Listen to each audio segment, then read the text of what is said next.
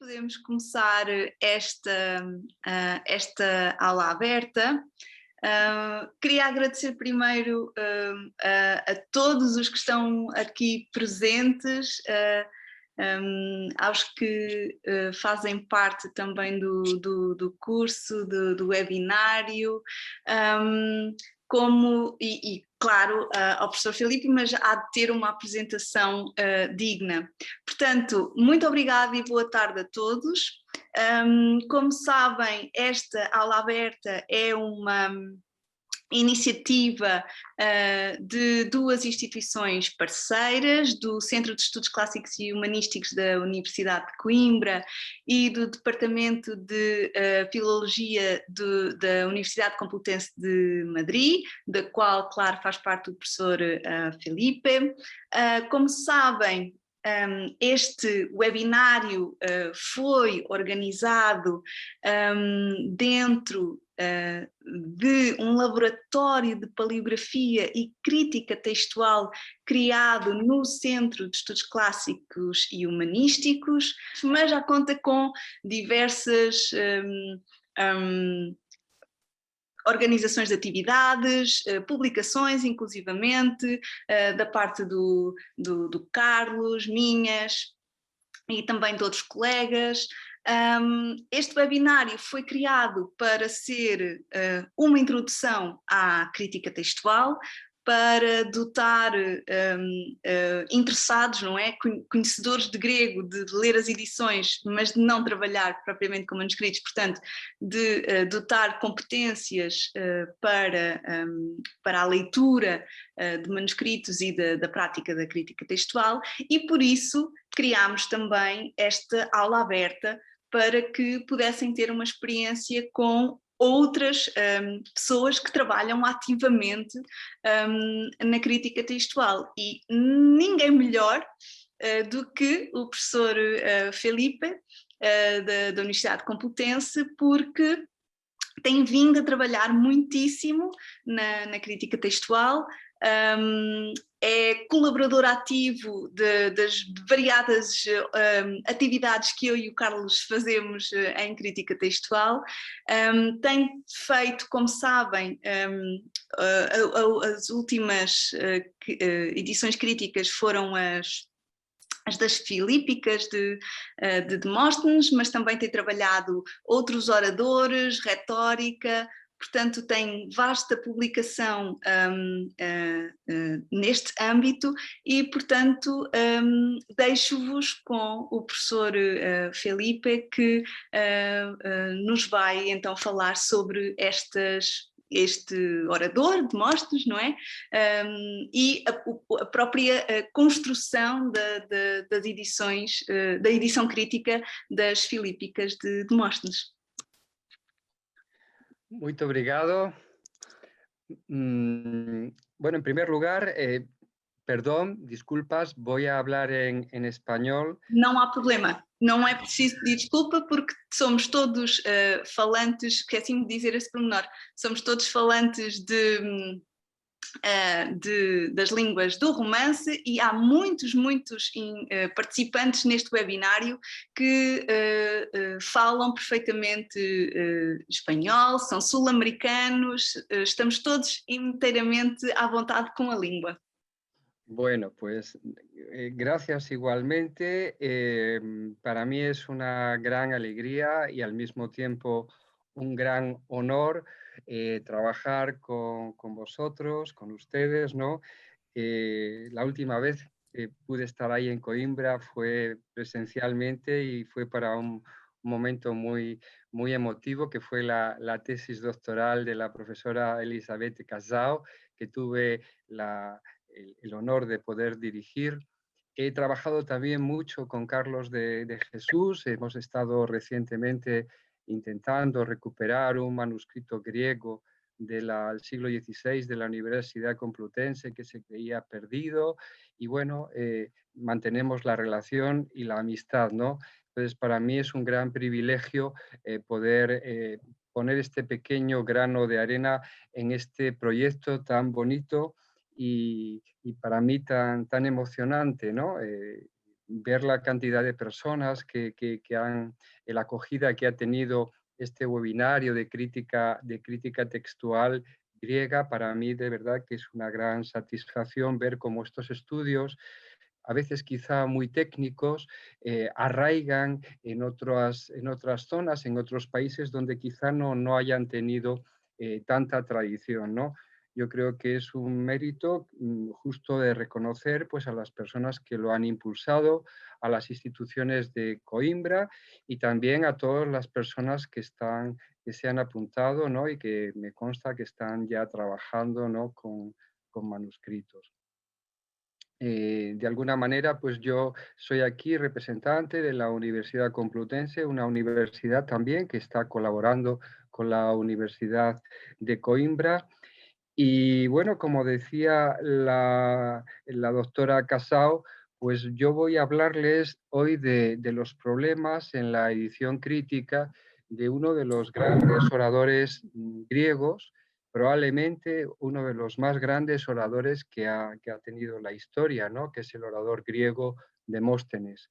Como saben, la obra y la vida de Demóstenes pues se sitúan en siglo IV antes de Cristo, en un momento muy interesante para la historia de Grecia, como es la transición de la época clásica a la época helenística, los problemas con Filipo de Macedonia y los propios problemas de la supervivencia de la polis.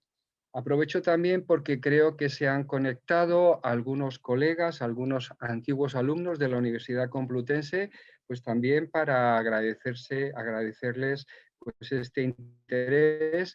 Y no me dijo una profesora de la Universidad Complutense, ya jubilada, Elsa García Novo, que se quería también conectar. Yo ahora mismo no controlo las personas que están conectadas, pero si es así, pues quería también mandar un recuerdo muy cariñoso a la profesora Elsa García Novo, porque fue ella precisamente mi maestra, mi magistra en crítica textual griega en la Universidad Complutense, ¿no? De manera que nos vamos, como en esa carrera de antorchas, nos vamos pasando, ¿no? la antorcha de unos profesores a otros con ese propósito, ¿no? De que la llama de los estudios clásicos siga viva, ¿no? Así que en este espíritu pues, de fraternidad y de colaboración, pues es en el que yo abordo esta charla, ¿no? Esta clase a la que tan gentilmente me habéis invitado. Como os decía al principio, voy a hablar en español. Pensé si hacerlo en inglés, pero realmente mi inglés es muy malo para hablarlo. Y lo que sí he hecho es preparar un pequeño dossier, un pequeño handout en inglés, que no sé si ya lo tienen distribuido. En cualquier caso, yo voy a intentar desde aquí compartirlo en pantalla porque lo vamos a ir siguiendo en pantalla y en algún momento abandonaremos este documento para compartir yo otro documento que tengo preparado, que son pequeñas ilustraciones, aclaraciones para ampliar algún punto de ese handout. En principio yo había previsto, pero quiero con esto someterme a lo que digan los organizadores, en hablar aproximadamente una hora y dejar, pues no sé, 20 minutos, 30 minutos al final, si les parece bien, para cualquier cuestión, cualquier debate que pueda surgir. Yo creo que podemos administrarlo así con cierta flexibilidad, ¿no? Sí, Entonces, parece muito bem. perfecto, Elizabeth, muy bien. Pues voy a intentar ya compartir el handout. A ver si...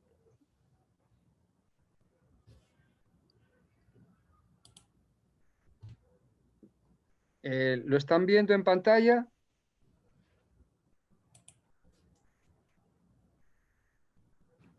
Ainda ¿Están... não, ainda não. ¿Todavía no? Não. Bueno, un segundo.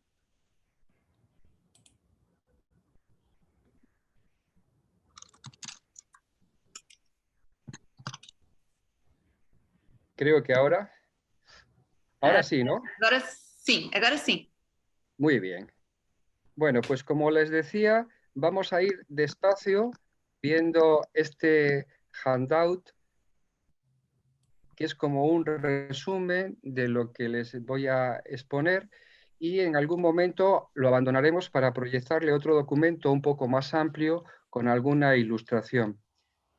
Pero como les decía, Demóstenes es un orador importante dentro de la prosa griega, es uno de esos autores que llamaríamos imprescindibles, ¿no? Con una gran importancia, no solamente para la historia la historia de Grecia antigua, la historia de la política, la historia de la lengua, la estilística, la retórica.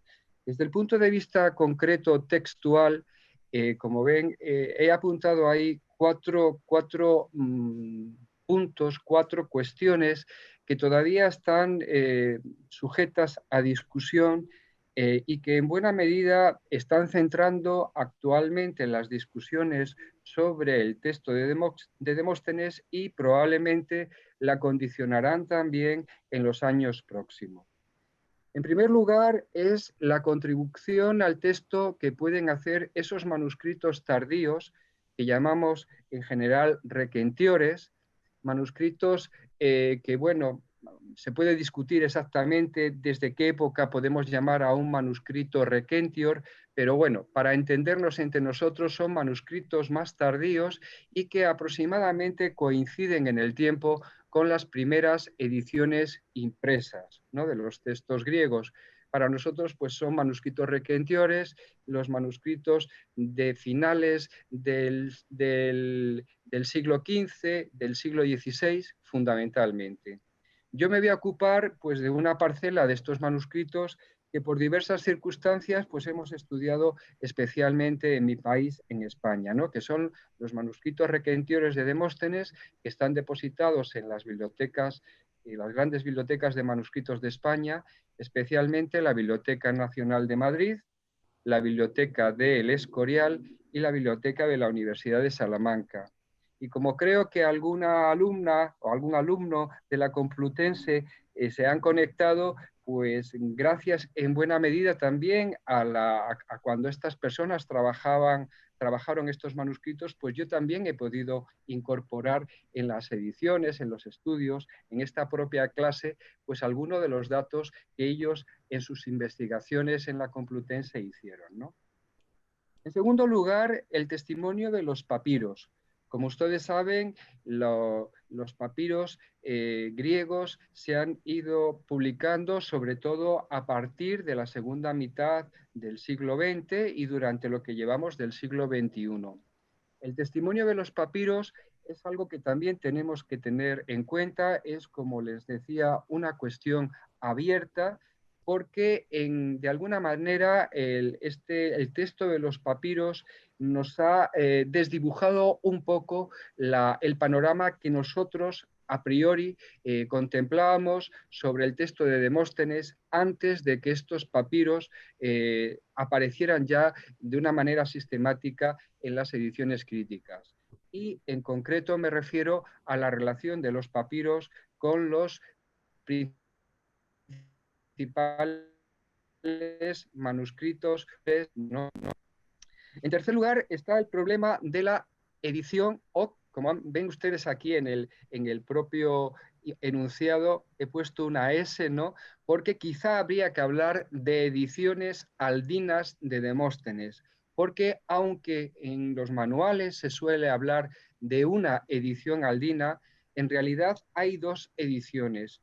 Una a comienzos del siglo XVI, en torno a 1508, pero hay otra edición posterior, aproximadamente, no aparece el año en el colofón, pero calculamos que puede ser en torno al 1520, y no es una simple reimpresión de la edición primera, porque hay cambios textuales. Esto también es un tema que es una cierta novedad que se ha producido en los últimos años, pues hablar y considerar que no solamente tenemos una edición de Demóstenes, sino varias ediciones aldinas de Demóstenes con diferentes fuentes textuales.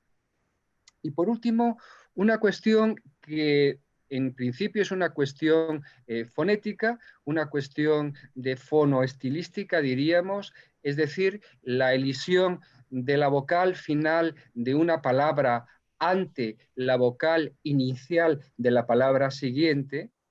Es una cuestión, como les decía, en principio fonética, con repercusiones en el estilo, y que hasta la edición de Melvin Dills, al que también quiero rendir desde aquí un sentido homenaje, ¿no? Porque durante algún tiempo tuve el privilegio de mantener contacto con Melvin Dills, incluso cuando él estaba preparando la edición, la segunda edición de Demosténica de Oxford. La primera edición es de comienzos del siglo XX, la de Butcher, y casi un siglo después, en 2005, Melvin Dills emprendió la tarea de reeditar a Demóstenes en los Oxford Classical Text, ¿no? Pues es un tema que suscitó Melvin Dills en esta segunda edición, porque hasta ese momento prácticamente se elidía automáticamente cuando una palabra terminaba en vocal ante la vocal inicial de la palabra siguiente. Sin embargo, Melvin Dills creyó que este automatismo a la hora de editar el texto de Demóstenes y en general, porque el planteamiento de Dills vale para otros autores clásicos, no era estrictamente respetuoso con el testimonio de los manuscritos, porque pensaba Dills, yo creo que con razón, que cuando los principales manuscritos véteres, incluso los papiros, coinciden o no coinciden en mantener la vocal o en elidirla, es decir, en una scriptio plena, si no se elide, o en una scriptio elisa, si se elide, pues había que ser respetuosos. Eso de automáticamente hacer la elisión, quizá no sea de recibo actualmente. Evidentemente, no sabemos exactamente cuando Demóstenes pronunciaba sus discursos, si, por ejemplo, elidía esa vocal final antes de la vocal inicial o la pronunciaba de una manera más o menos marcada, ¿no? Pero lo que llama la atención es la concordancia bastante sistemática de los principales manuscritos de Demóstenes, incluso de algunos papiros que nos han transmitido textos donde se producen estos encuentros de vocales, en mantenerla o en no mantenerla. Como les digo también, pues no pretendemos ser exhaustivos, ¿no? en esta exposición, sino simplemente poner sobre la mesa pues algunos de estos temas, ¿no?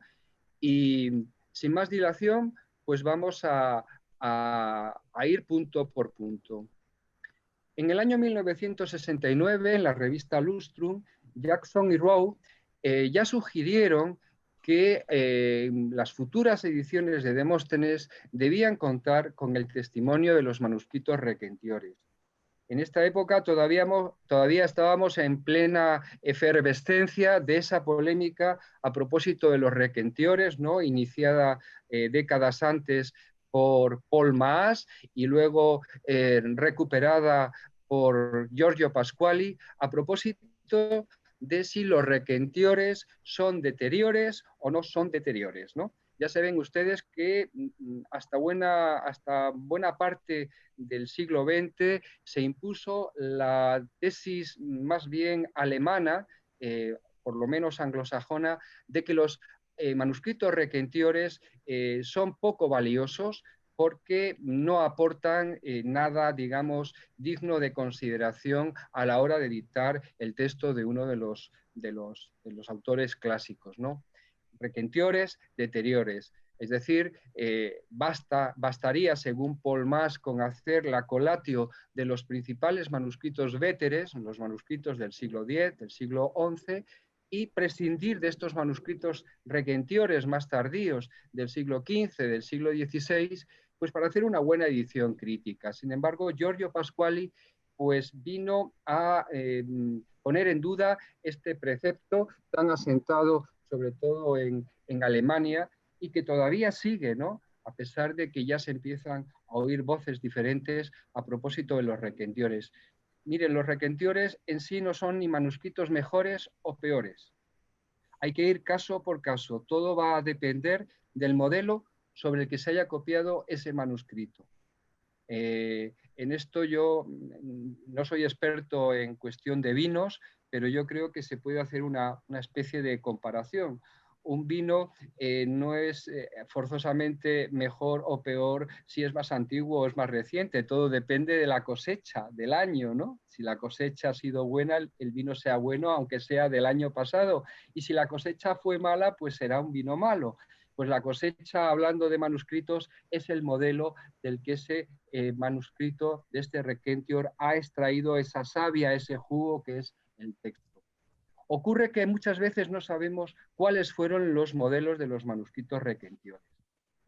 Y por eso hay esa gran incertidumbre a propósito del valor de los manuscritos Requentiores.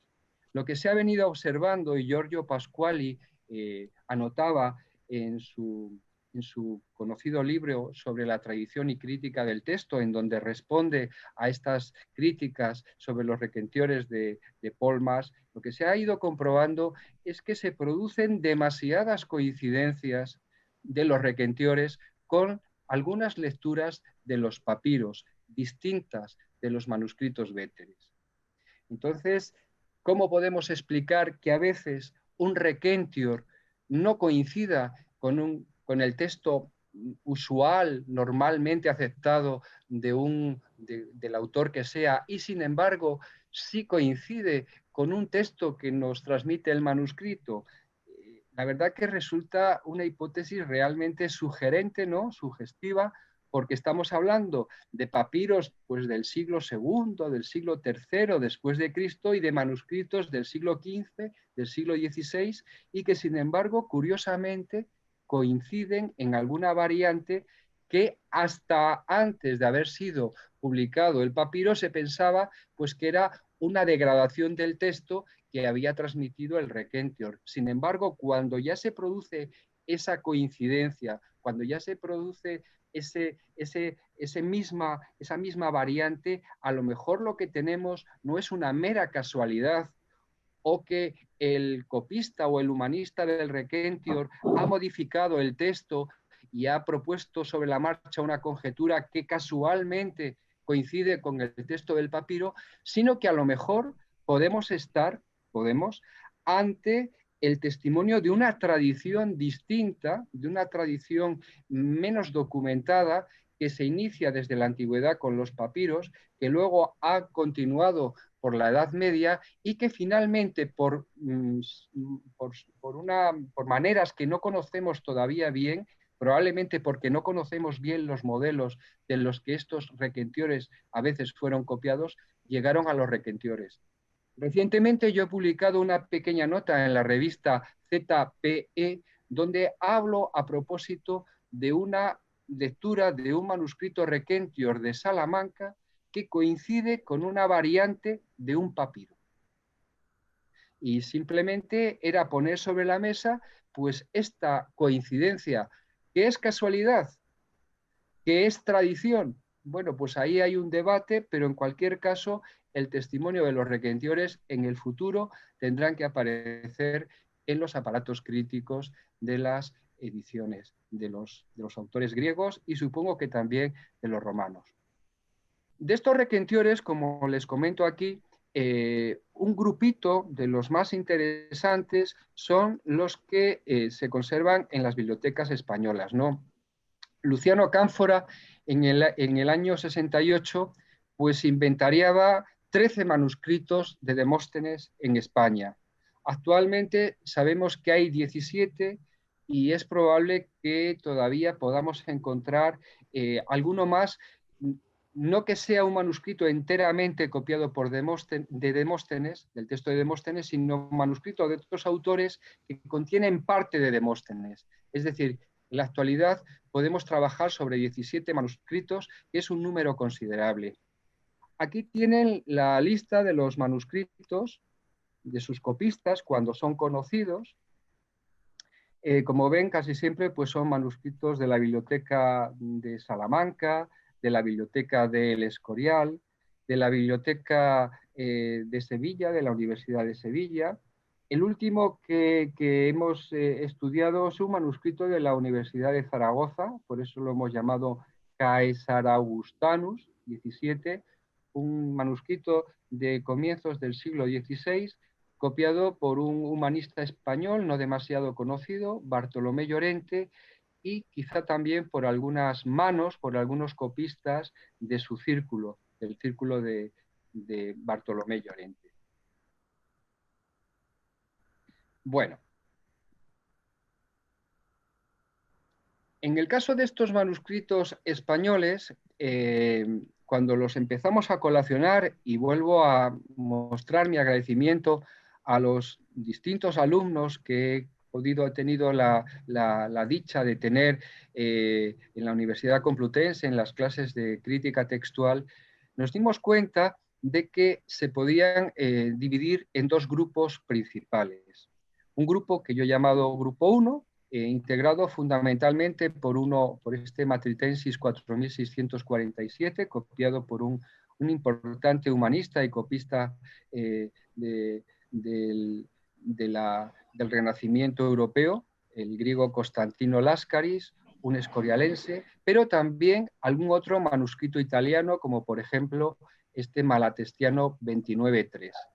Estos manuscritos hemos visto que tienen relación con uno de esos vetus de Demóstenes, de esos manuscritos antiguos de Demóstenes, el manuscrito F, pero también, y le llamo la atención, y por eso aquí les voy siempre colocando con colores algún dato sobre el que quiero llamar especialmente su atención, con el vetus A.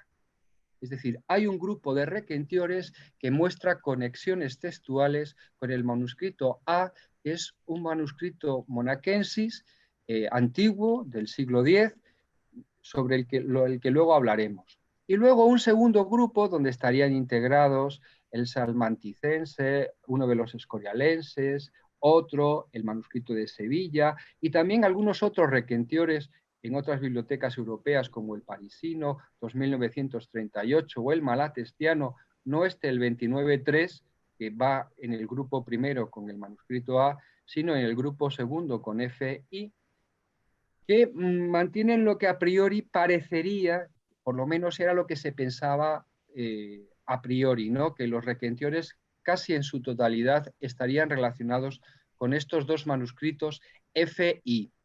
Los manuscritos A, F, I y S, del que todavía no hemos hablado, son los 4 manuscritos principales de Demóstenes y a los que se atribuyen pues, las principales familias de manuscritos en Demóstenes. Actualmente pues, se habla de una familia de S, de una familia de A y de una familia de F y otra de I, aunque en algunos discursos, en algunas piezas, parece que FI podrían formar una familia en sí misma compacta. Es decir, se habla de 3 o 4 familias de manuscritos en Demóstenes según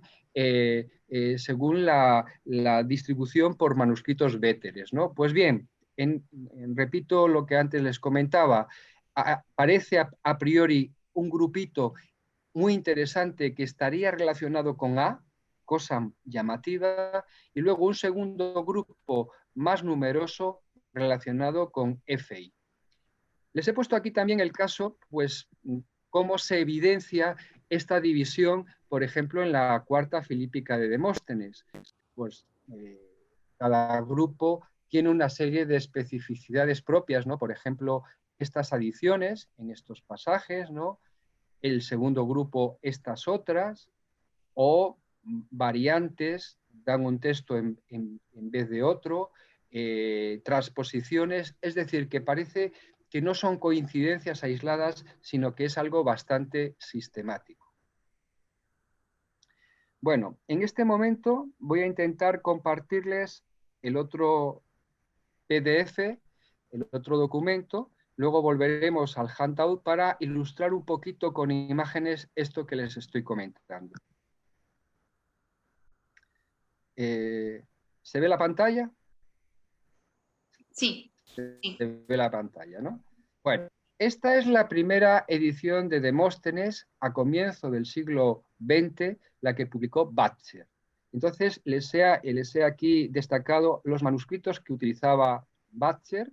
Como ven, casi todos son manuscritos, estos que les he comentado, el S, el A, el F, el I, son manuscritos del siglo X, XI y solamente utilizaba 4 manuscritos que podíamos llamar requentiores o pre-requentiores. El L del siglo XIII, el B también del siglo XIII, el O, que era el más antiguo que utilizaba del siglo XV, y el laurenciano del siglo XIV.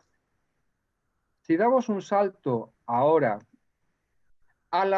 un siglo después prácticamente, a la segunda edición de Oxford, la que, como antes les comentaba, preparó Melvin Dills, vean ustedes cómo ya el Conspectus Siglorum nos ha cambiado, ¿no? Tenemos los códices Veteres o Vetustissimi, pero lo que sobre todo llama ya la atención es el peso de los códices requentiores. Prácticamente ya se utilizan más códices requentiores que códices Veteres. Y lo que llama todavía más la atención, incluso el propio Melvin Dills utilizaba ya un requentior hispánico, el matritense 4647 que antes les he presentado, ¿no? Pero si avanzamos, porque esto era el volumen primero, el que se publicó en el 2002, si avanzamos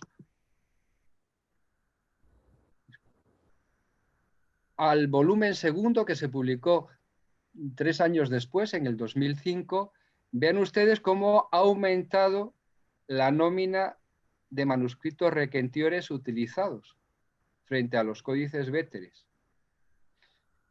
Incluso cómo ha aumentado también la nómina de manuscritos requentiores hispánicos.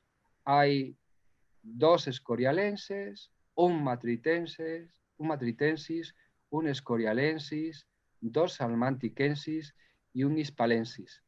Yo creo que simplemente utilizando este Conspectus Siglorum de las 2 ediciones aldinas, incluso dentro de la segunda, los distintos volúmenes, yo creo que queda muy bien ilustrada esta importancia creciente que van teniendo los manuscritos requentiores, ¿no?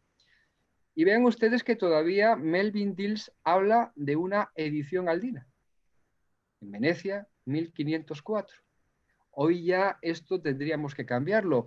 Y yo debo ser sincero, porque fue en uno de estos correos que pude intercambiar con Melvin Dills el que me comentó que no estaba seguro de que hubiera solamente una edición aldina, que este sería un tema para investigar. Y efectivamente tenía razón Melvin Dills, porque actualmente yo creo que debemos hablar de 2 ediciones aldinas. Este Conspectus Siglorum es más modesto porque es el Conspectus Siglorum de la edición de las Filípicas que antes ha mencionado la doctora Casao, que es la que hicimos Fernando García Romero, el profesor Fernando García Romero y yo mismo hace unos años, ¿no? en Dickinson, en la editorial Dickinson en Madrid. Fernando García Romero hizo la introducción general y la traducción, y yo fui el responsable del texto griego y dentro de la introducción del capítulo dedicado a la transmisión del texto. Bueno, pues algo parecido, ¿no?, a lo que les estaba comentando. Seguimos manteniendo los códices Vetustissimi, pero los códices requentiores, les estoy hablando solamente de 4 discursos, que son las 4 filípicas, no es todo el corpus de discursos como hace Melvin Dills.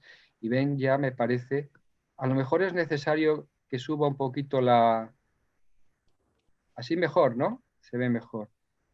Pues la cantidad de manuscritos requentiores que ya utilizamos en esta edición, ¿no?, del 2010, esta que... Bueno, ahora luego se la enseño porque como estoy ahora compartiendo pantalla, creo que no la pueden ver o muy poco, ¿no? que por cierto, aprovecho también para agradecer a Elizabeth Casao que hiciera una reseña de ella en su momento. Bueno, pues en primer lugar pusimos los manuscritos que transmiten las filípicas que hay en España, ¿no? Básicamente, pues estos que ya conocemos. Incluso yo me permití el detalle de utilizar una sigla que no había sido utilizada hasta ahora, ¿no? Que es la letra ñ, que como saben ustedes es una letra muy especial dentro del castellano, ¿no? Del español, una lengua que normalmente tenemos problemas los hispanohablantes en utilizar en las computadoras, en los ordenadores, porque hay problemas con ello, ¿no? Y bueno, yo la utilicé para aludir a cuando estos 6 códices españoles coincidían, ¿no? Me era más cómodo utilizar una sigla, que era la sigla ñ. Y luego tiene a continuación, pues los manuscritos requentiores, y ya como ven, al final de la hoja, ya hablábamos de ediciones aldinas, y ya aparecía la primera edición aldina, Venecia 1504, la segunda edición aldina de Venecia 1520, la abreviatura AL cuando el texto de las ambas aldinas coinciden, y luego el códice BAR, que aludía a un apéndice de variantes que las dos ediciones aldinas tienen.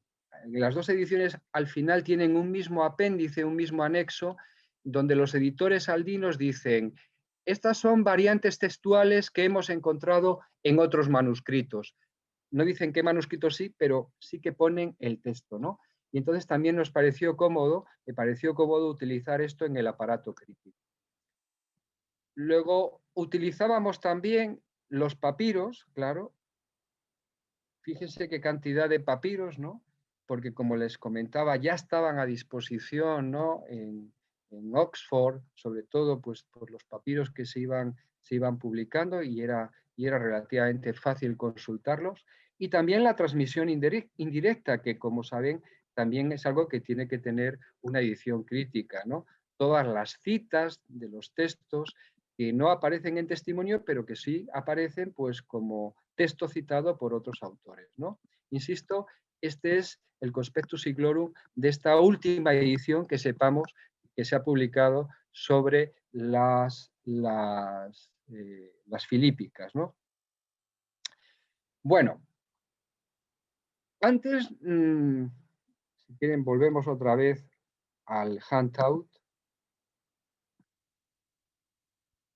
Bien.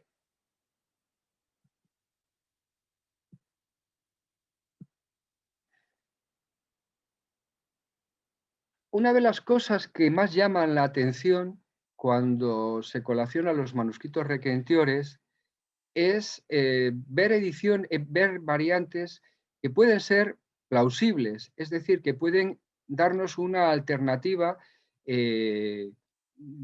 con cierto fundamento en lugar del texto que se ha editado hasta ahora. Aquí simplemente les he puesto 3 ejemplos de lecturas que Melvin Dills en su última edición de Oxford edita como texto verdadero de Demóstenes, y que sin embargo ya se encuentran en alguno de estos manuscritos requentiores. Son 3 ejemplos.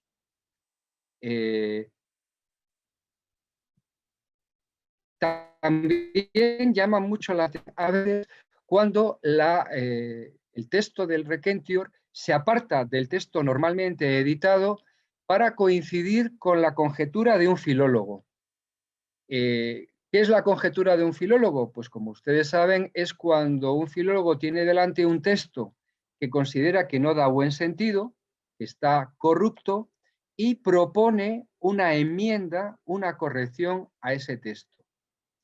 Pues bien, lo que cada vez comprobamos más en los manuscritos requentiores es que hay conjeturas de filólogos que aparecen en estos manuscritos que no fueron consultados por estos filólogos.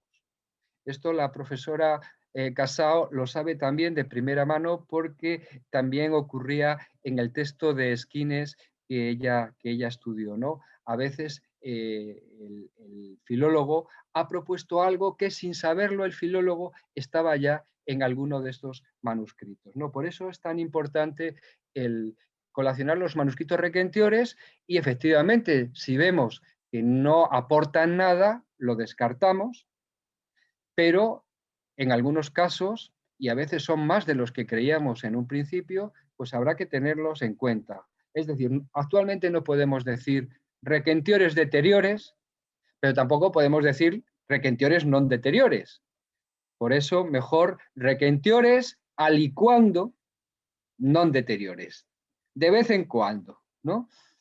Hay que ir caso por caso. No se puede descartar a priori. Esto metodológicamente es muy cómodo porque, claro, si descartamos los requentiores, que son los manuscritos más frecuentes en nuestras bibliotecas europeas, pues nos reducimos bastante el número de manuscritos. Es cómodo, pero quizá no tenga una sólida base científica, ¿no? Y esto es algo que Pasquali reprochaba a Paul Maas y que poco a poco se va abriendo paso, ¿no? Bueno. Y también lo que les comentaba es que el Requentior, la verdad que es un manuscrito, es un tipo de manuscrito curioso, es como si tuviese dos caras. Una cara como que mira hacia el pasado. Y, por ejemplo, a veces el manuscrito Requentior coincide con un papiro antiquísimo, con el texto, un texto quizá del siglo II o del siglo III después de Cristo. Y por otro lado, tiene como otra cara que mira hacia el futuro. Y entonces presenta un texto que luego va a proponer un filólogo posterior que no ha consultado ese manuscrito para corregir un pasaje del texto, ¿no? Entonces, esta doble facies, ¿no? Esta doble cara del manuscrito Requentior, a mí la verdad es una cosa que me llama mucho la atención. Es como esas estatuas de Jano, ¿no? Que tiene dos caras, ¿no? Miran por un lado al futuro y otra al pasado. Mira el texto de los papiros, pero por otra parte anticipa de alguna manera las correcciones de filólogos modernos. Como les decía, el último manuscrito que hemos investigado, antes que eso, aquí en 229, en la segunda olintíaca, párrafo 29, aquí está esa corrección que yo les comentaba, ¿no? Es un manuscrito anotado en el margen por el Pinciano, que es uno de los grandes humanistas y helenistas españoles de nuestro Renacimiento, que está en este manuscrito de Salamanca y que también está en un papiro y que nos cambia la traducción, porque en lugar de Móstoles está hablando de que a veces en las asambleas, cuando hablan los políticos, se hacen notar hoi boesómenoi, los que van a gritar, y sin embargo el Pinciano y un papiro 1500 años antes tienen la misma lectura. No es los que van a gritar, boesómenoi, sino los que van a ayudar, van a auxiliar a ese político. Es como el cabeza de lista, ¿no? Que tiene sus ayudantes. Nos cambia el texto de esta segunda olintíaca. Bueno, aquí les he anotado algunos otros ejemplos. Como les decía, el último manuscrito en el que hemos trabajado es un manuscrito de Zaragoza y se vuelve a producir el mismo panorama. Por eso yo creo que no se puede hablar, cuando ocurre tanto ya tiene que haber otro tipo de explicación. Coincidencias con lecturas de papiros y correcciones también con filólogos, con correcciones de filólogos, ¿no? Por ejemplo, aquí vean Geos, en lugar de Teos, era una corrección de Lindorf que está en el Caesar Augustano y también está en la cita Testimonio Indirecto que Estoveo, el antologista macedonio Juan Estoveo en el siglo V, cuando cita este texto de la segunda olintíaca, no cita Teos, que es lo que se suele editar actualmente, sino Geos, ¿no? Bueno, o esta de Becker, ¿no? Que es simplemente la edición de un artículo que ha podido caer detrás del hoy, de Boesómenoi, pues Becker lo recuperaba y está en el Caesar Augustanus. Puede ser que Bartolomé Llorente y Becker hayan tenido la misma ocurrencia o puede ser que el Caesar Augustanus bebía de un manuscrito mejor que el que disponíamos y que Becker hizo una buena conjetura que luego hemos visto que está atestiguada en tradición, aunque sea una tradición moderna. Bueno, en el segundo punto es el testimonio de los papiros y su relación con los véteres SAFI, ¿no? Ya les comentaba que el número de papiros es también algo llamativo y que nos ha cambiado el panorama de las ediciones de Demóstenes y de los autores griegos en su conjunto. Butcher, a comienzos del siglo XX, utilizaba solo 3, Melvin Dills utilizaba 58, pero en todos los volúmenes, para todos los discursos, y nosotros simplemente en las 4 filípicas, pues ya hemos utilizado, me parece que eran casi 30 papiros, ¿no? Es decir, que el testimonio de los papiros es algo que se está continuamente revisando, lo está haciendo Hanna Gruskova, y lo ha hecho también una profesora italiana, Francesca De Robertis, recientemente. Hay que estar continuamente revisando el texto de los papiros e incorporándolos. Bueno, a propósito de los manuscritos véteres, hasta hace muy poco tiempo se consideraba que el manuscrito que atestiguaba un texto mejor, más antiguo, era el parisino S, un manuscrito del siglo X, por delante del monacensis A y de los parisinos. El monacensis A también parece que es un manuscrito de eso del siglo IX, siglo X, pero que tenía una posición secundaria frente al manuscrito S. Y luego estaban en una posición más secundaria todavía el manuscrito FI. Una cosa que se nos ocurrió hacer es, bueno, pues ahora que tenemos ya el testimonio de los papiros y como estamos discutiendo, de hecho se discutía en ZPE, hay varios trabajos a este respecto, ¿cuál es el texto que puede parecer más antiguo, que remonta más al propio Demóstenes? ¿El texto del manuscrito S o el texto del manuscrito A? Bueno, pues como les decía, hasta prácticamente la edición de Dills parecía que el manuscrito importante era el manuscrito S.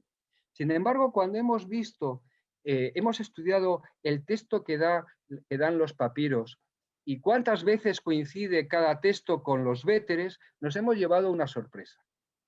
La sorpresa es, como ustedes ven aquí, que solamente en los discursos, las oraciones, la 1 a la 17, es decir, los discursos políticos ante la Asamblea, tenemos el mismo número de coincidencias en el texto de los papiros con el manuscrito S que con el manuscrito A. Eso significa, creo que podemos sacar la conclusión de que en los discursos políticos el texto que atestigua A es por lo menos tan antiguo que el texto que atestigua S. Eso que se decía que el texto de S es el que hay que editar siempre con preferencia porque responde a un texto más antiguo, hay que tomarlo con mucha cautela.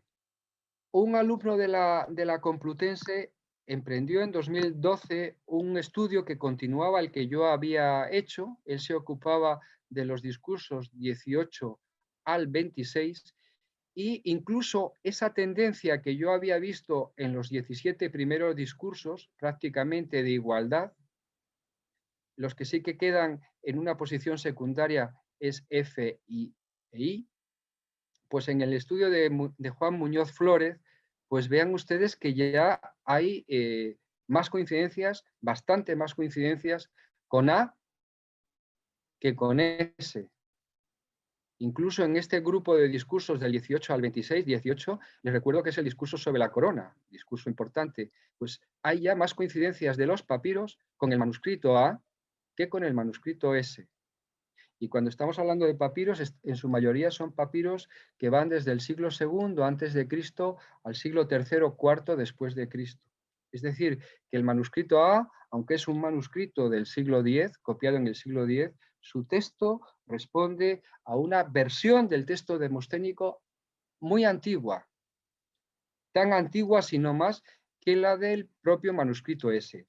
Y también les comento aquí que lo que sí que nos parece es que esta división en familias es una división relativamente reciente, que en la época de los papiros hay una gran mezcla de de lo que luego serán los manuscritos véteres. Yo por eso les hablo aquí de que el texto demosténico, como probablemente el texto de otros autores, en la antigüedad circulaba de una manera muy fluida, como una especie de magma, magma textual de mezclas, de vetas, que luego en época medieval se van separando S, A, F, I. De alguna manera, los papiros nos producen como una especie de fotografía en el tiempo, de darnos una fotografía de cómo era el texto que circulaba en Alejandría, pues en el siglo II, siglo III, ¿no? Bueno.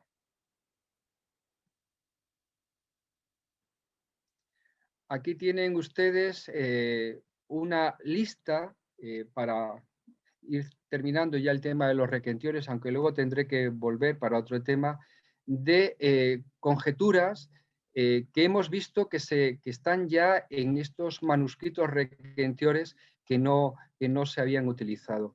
En el futuro, cuando se hagan nuevas ediciones críticas de Demóstenes, al lado del nombre del filólogo tiene que aparecer también el manuscrito por propio respeto a los manuscritos, ¿no?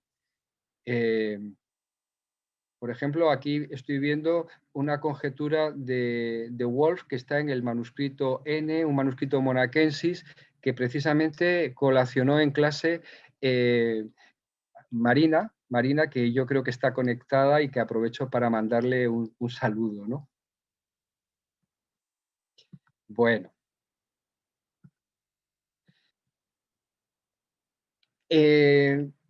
A la hora de hacer una división rápida de los manuscritos requentiores, porque claro, esto es mucho trabajo, ese es el gran problema. Hay muchos manuscritos requentiores y colacionarlos lleva mucho tiempo y a veces los resultados pues no corresponden con ese trabajo que se emplea, ¿no? Entonces yo elaboré una pequeña ficha, esto solamente de la primera filípica, que fue la que creo que utilizó Marina y Álvaro Cancela, que no sé si también está conectado y al que también saludo, ¿no? Como a todos los colegas y antiguos alumnos de la Complutense, para ver de una manera rápida a cuál de los dos grupos se puede ubicar un manuscrito que estemos utilizando. Yendo a estos pasajes, se puede ver perfectamente si corresponde al grupo de A o al grupo de F, ¿no? Este grupo, donde está el manuscrito de Sevilla, el manuscrito de Madrid, un manuscrito malatestiano, un manuscrito de Salamanca, como les digo, es un grupo especialmente interesante porque nos muestra una vinculación con el grupo de manuscritos, con el Vetus A, este manuscrito que, digamos, en los últimos años ha ganado bastante protagonismo, ¿no? Este sería un grupo, si el manuscrito pertenece a este grupo, digamos que no sería un dato tan importante, pero sí si perteneciese al grupo de A.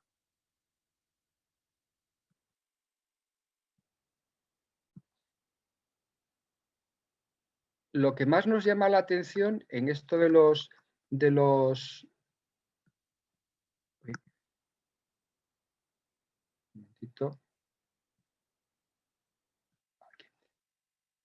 Lo que más nos llama la atención es las pocas veces que los manuscritos, los papiros han coincidido con el texto de S, las pocas veces según lo que se pensaba a priori, ¿no? Y también los pocos requentiores que podemos ascribir a ese. Yo creo que esto es un camino que habrá que estudiar con más detenimiento, porque hay tan pocos requentiores que coinciden con ese y porque hay tan pocos papiros. Esta es una ficha que yo hice en ese trabajo en ZP para ver de una manera rápida pues las coincidencias, ¿no? Aquí aparecen los 17 discursos, aquí los 4 véteres principales, aquí los magmas textuales cuando hay varios véteres que están unidos y aquí el número total de coincidencias, ¿no? Como esta era la parte que yo hice, los 17 primeros discursos, aquí ven que daban números iguales, 17 para S y para A, ¿no? Y también llama la atención pues que haya discursos que tienen más papiros que otros. Esto puede ser simple casualidad, por ejemplo, el que tiene más papiros atestiguados de todos los discursos de este grupo es la Oratio 4, que es la primera filípica. Sin embargo, un discurso para nosotros que es importantísimo, como que es el 9, que es la tercera filípica, solamente tiene tres papiros. Esto llama mucho la atención y a veces hemos querido interpretarlo como una especie, pues quizá de... La palabra es un poco dura, ¿no? Y un poco exagerada, pero bueno, yo creo que me van a entender, ¿no? De censura sobre Demóstenes en la antigüedad. La tercera filípica es el discurso más anti-Filipo y lo que significa Filipo de Macedonia que escribió Demóstenes, ¿no? Quizás el último intento por despertar la conciencia dormida de los griegos para que se unan y resistan a ese bárbaro Filipo que les va a quitar la libertad.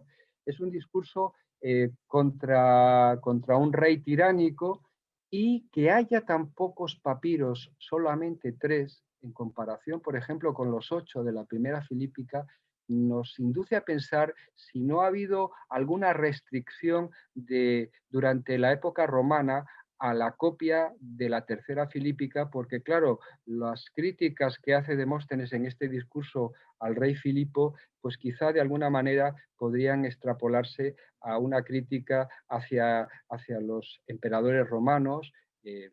Bueno, de esto ya hablaremos luego, de la censura, porque Demóstenes, por lo menos en España, ha sido un autor en algunas épocas censurado, porque claro, es un autor muy vinculado a la democracia, a la crítica de las monarquías autoritarias. Incluso hay la edición aldina de la Biblioteca Nacional de Madrid, tiene el sello de la Inquisición diciendo que es un autor prohibido. Así que fíjense hasta qué punto, ¿no?, los avatares de los autores antiguos cuando pasan a la modernidad. Antes les he comentado de que hay investigadores, en este caso investigadoras, Gruskova y de Robertis, que están reexaminando la lectura de los papiros que se habían publicado y de los que se están publicando nuevos. Esto es una cosa un poco curiosa, ¿no? En la tercera filípica hay normalmente en la edición se emplea el tipo normal, tipo grande, para el texto que se considera que salió de Demóstenes en primera instancia, y en tipo más pequeño, como ven aquí en esta parte que les he marcado, en tipo más pequeño, una ampliación que parece que Demóstenes o algún colaborador de Demóstenes en una época posterior hizo en este discurso, añadió algunos párrafos, y entonces se edita estas ampliaciones en un tipo más pequeño, en una letra más pequeña que la letra del resto del texto, ¿no? Bueno, pues un reexamen de los papiros, por ejemplo, este que es un papiro de Oxirrinco, el 4333, nos puede revelar cosas muy interesantes. Es un papiro que está muy roto, pero fíjense ustedes que aquí abajo eh, parece una N, en realidad es una parte de la alfa unida a la iota, una tau, una omega y luego habría una ni, y aquí se ve todavía menos, pero corresponde a esto que ven ustedes aquí, a Kaiton, y en la línea siguiente a Parodon. Ahora luego les voy a hacer una ampliación del papiro para que lo vean. ¿Por qué es importante y hemos tenido la suerte de que aunque se rompe aquí el papiro, sin embargo nos da este pequeño trozo? Pues para que en el papiro de Oxirrinco ya circulaba esa segunda versión ampliada de la tercera filípica. A primera vista el papiro parece que no, pero sí, si lo observamos, ¿no? Ahí, en lo que les decía, Kaiton, y luego el día siguiente esto es la delta y aquí es el comienzo de la omega, Parodon. Es decir, que este papiro cuando estaba completo transmitía esa versión que se edita hoy en pequeño, y que por lo tanto a lo mejor había que, a partir de ahora, cuando sepamos que el texto este está transmitido por un papiro, a lo mejor hay que darle mayor realce y no hay esa letra pequeña como si fuese un texto como rehecho, ¿no? Un texto posterior. Bueno,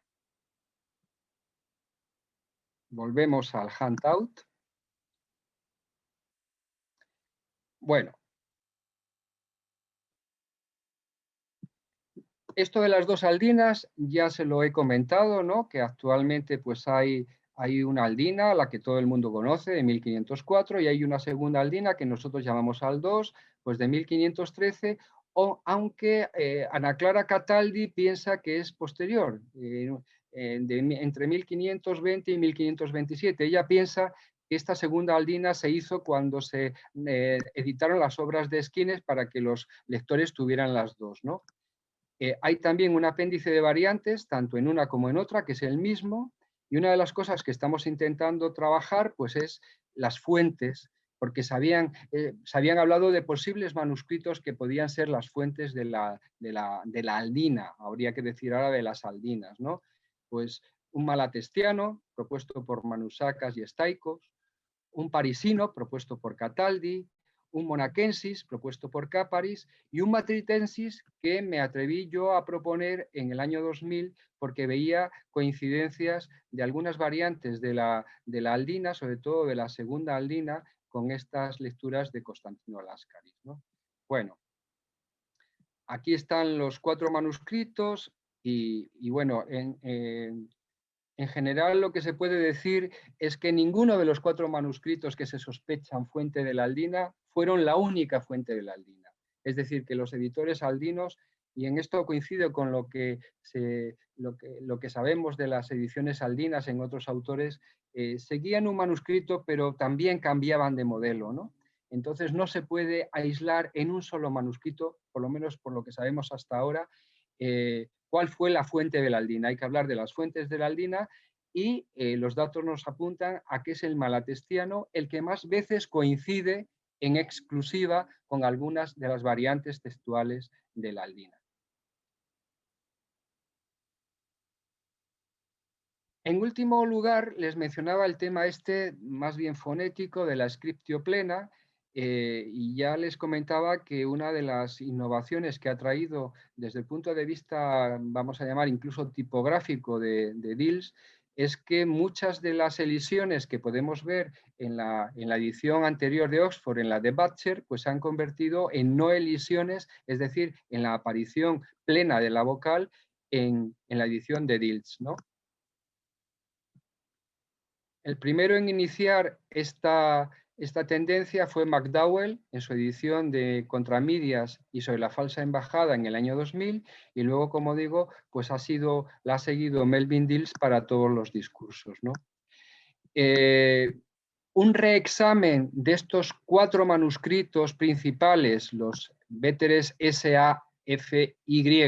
y de los papiros, nos sugieren que puede haber más casos en los que se podría restituir la escritura plena, insisto, la escritura sin elisión. En concreto, en nuestra edición hay 87 casos y de los cuales 34 nos mostrarían una secuencia de 3 sílabas breves, tríbracos. Lo cual nos trae aparejado un problema de rebote estilístico, porque se pensaba que una especie de ley de Demóstenes fonética es que evita la sucesión de más de tres o más de 3 breves seguidas. Es la llamada ley de Blas, de Federico Blas, porque fue el primero que la formuló, ¿no?, de una manera en extenso, ¿no? Pues aquí tienen algunos de esos ejemplos donde 2 de los véteres principales, SA, o incluso a veces los 4 véteres, escriben la palabra sin la elisión de la vocal. Y a veces, pues se produce una secuencia de 3 breves, con lo cual no es simplemente una norma tipográfica, voy a editar con elisión o sin elisión según lo que me digan los manuscritos véteres y eventualmente los papiros, sino que nos puede hacer variar también algunas convenciones, algunas opiniones sobre el estilo de Demóstenes, que a lo mejor Demóstenes no era tan estricto en seguir esa supuesta ley de las 3 breves seguidas. Ahí se las he marcado, ¿no?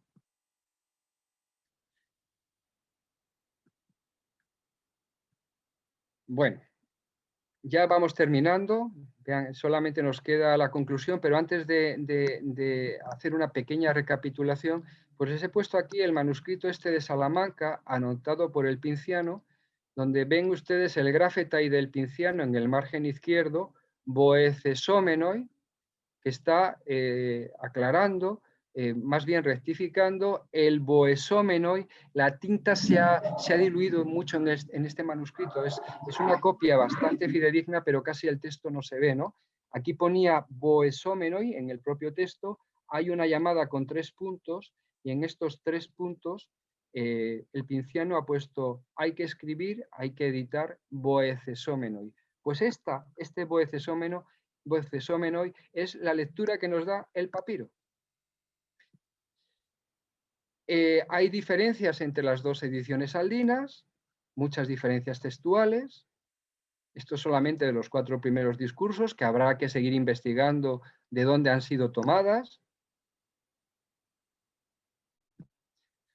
Estos son los ejemplos que antes les comentaba sobre qué manuscrito puede estar más cerca de la edición de las ediciones saldinas, y parece que simplemente por el número de coincidencias puede ser el manuscrito malatestiano, pero sin excluir ninguno de los 4, porque tanto el parisino como el matritensis como el monacensis también tienen coincidencias exclusivas en algún pasaje con la aldina primera, con la aldina segunda. Y también, ya para finalizar, estamos en las conclusiones, ¿no? Lo que se ha hecho, acta, y lo que se puede hacer en el futuro, agenda. Pues se pueden hacer muchas cosas, se puede seguir investigando en los requentiores. De hecho, me parece que ustedes en ese seminario de crítica textual creo que van a hacer, o por lo menos estaba valorándose la posibilidad de colacionar algunos manuscritos, sobre todo de la Biblioteca Laurenciana o de la Biblioteca Ambrosiana, que prácticamente no se han colacionado, pues para ver si coinciden con el grupo A, con el grupo de FI, en esos pasajes que yo antes les he marcado en esa ficha, ¿no? Que es relativamente fácil hacer. También hay que investigar la tradición de los textos. Por ejemplo, aquí les presento los primeros textos griegos de Demóstenes que se editaron en España. Lo editó un humanista, Francisco de Vergara, editó las Olintíacas, y además es que, como ven, no solo lo editó, sino que en el ejemplar lo fue anotando, y a veces pues glosa con una traducción, y a veces también apunta alguna lectura que él ha encontrado en algún códice. Y también en el capítulo de cosas que pueden hacerse en el futuro, pues es rescatar traducciones manuscritas que yacen en las bibliotecas, en los archivos, ¿no? Por ejemplo, esta es la primera traducción manuscrita en español de Demóstenes. Es una traducción inédita, en parte, ¿no? que hizo Pedro de Valencia, y que es muy curioso porque se la mandó al rey de la época para que él copiara, imitara la misma política que había seguido Demóstenes, ¿no? Y entonces se lo manda como una especie de memorial. Está fechada en Zafra, muy cerquita de la frontera portuguesa, en Badajoz, en 1606.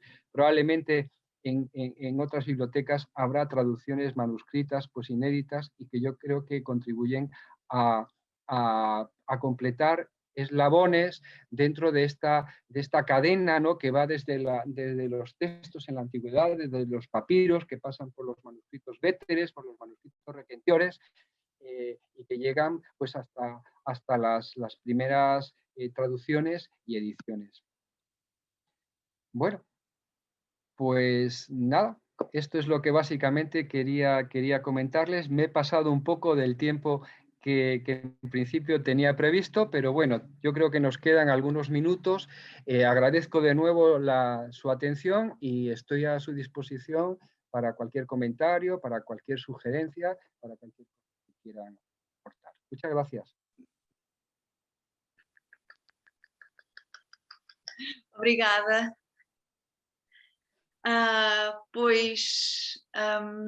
Eu abro o debate, abro a sessão agora para todos. Quem tiver perguntas, questões, comentários.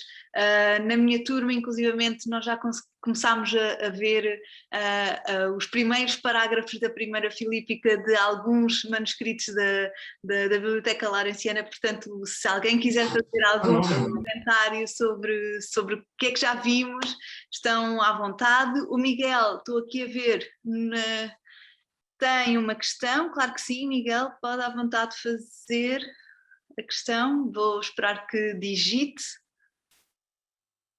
É mais fácil eu perguntar. Ok. Devo perguntar em português? Talvez seja mais fácil em português. Professor, isto pode ser uma questão um pouco difícil, mas tem a ver com o seguinte. Como é que, obviamente, nós conseguimos determinar as famílias dos vários manuscritos, mas como é que conseguimos depois saber, dentro dessas famílias, qual é que é o mais próximo do texto pretendido pelo autor original? Será que há alguma... Qual é a melhor forma de determinarmos? Sí, creo que he entendido la pregunta. Está preguntando, le agradezco la pregunta, si hay alguna manera de determinar cuál es el texto más próximo al texto original del autor, ¿no? Cuando tenemos estas variaciones según los manuscritos. Ahí entran muchos factores, ¿no? Ahí entran, yo creo que no solamente es una cuestión del texto que es más el consensus, lo que llamamos el consensus codicum. En principio, el texto en el que más coinciden los manuscritos, sobre todo si estos manuscritos son manuscritos antiguos, son manuscritos que fueron copiados por humanistas que conocemos, que eran personas que trabajaban con seriedad. Es decir, el consensus codicum, la coincidencia de los manuscritos en un mismo texto es un criterio, pero no es el único, porque a veces todos los manuscritos remontan a una misma fuente que está corrupta. Y por eso a veces se dice, dentro de crítica textual, lectio difficilior potior. Es decir, cuando hay dos alternativas posibles, dos variantes posibles que dan buen texto y que en principio son ambas plausibles, la más rara se supone que es la más probable que sea la original que escribió el autor, en la idea de que a medida que pasa el tiempo, lo difícil se va banalizando, se va aclarando, se va simplificando. Es decir, es más fácil pensar que si Demóstenes emplea una palabra rara de léxico, esa palabra a lo largo del tiempo en algún momento puede ser aclarada, glosada y desplazar a la palabra original que lo contrario. Es decir, que Demóstenes hubiese utilizado una palabra sencilla, ¿no? Y que con el paso del tiempo, pues alguien hubiese metido una palabra más o menos semejante, pero menos usual. Pero también hay que tener en cuenta cuestiones estilísticas. Por eso el editor de un autor también tiene que estar familiarizado con el estilo de ese autor. Por ejemplo, estamos editando a Demóstenes y tenemos dos posibilidades. Pues hay que mirar la sintaxis, hay que mirar la lengua, hay que mirar pasajes paralelos, porque eso también nos puede dar una pista.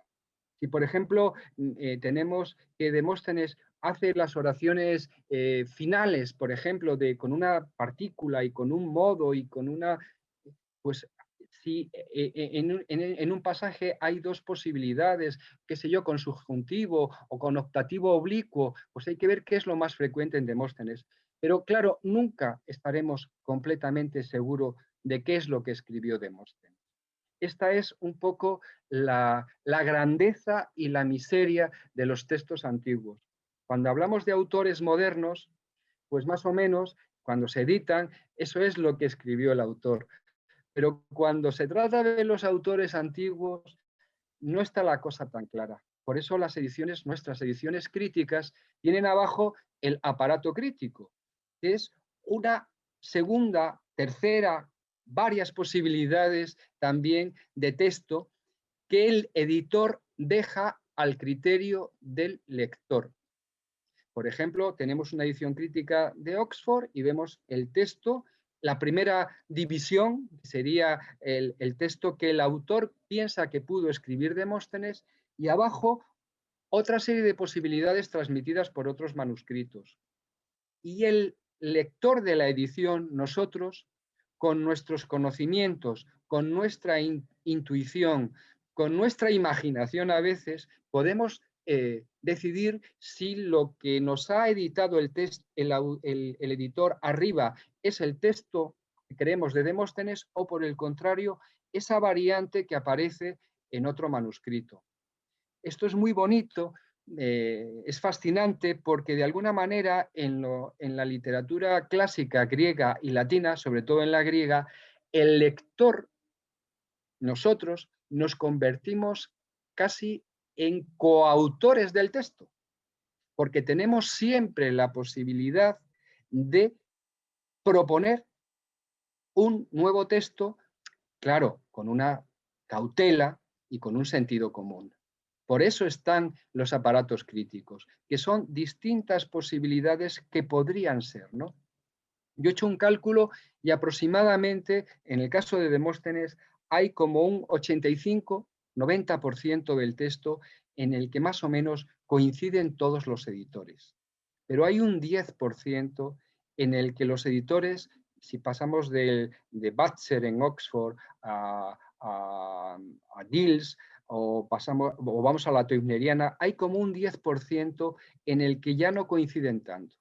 Y yo creo que ahí, en ese 10%, es donde estamos más inseguros. Que según uno coja a un editor, pues dice que Demóstenes dijo esto. Según el otro editor, pues no, Demóstenes dijo este otro. Por ejemplo, ¿qué dijo Demóstenes en ese pasaje de la segunda Olintíaca? Los que van a gritar, boesómenoi, o los que van a ayudar, boecesómenoi. Pues habría que buscar paralelismos. Y efectivamente hay un paralelo de Demóstenes en otro discurso donde se refiere a los que auxilian al orador principal en su labor a la hora de presentar las propuestas en la asamblea. Es cierto que también hay otro pasaje donde habla de los alborotadores, ¿no? De los que intentan reventar el discurso, ¿no? Gritando.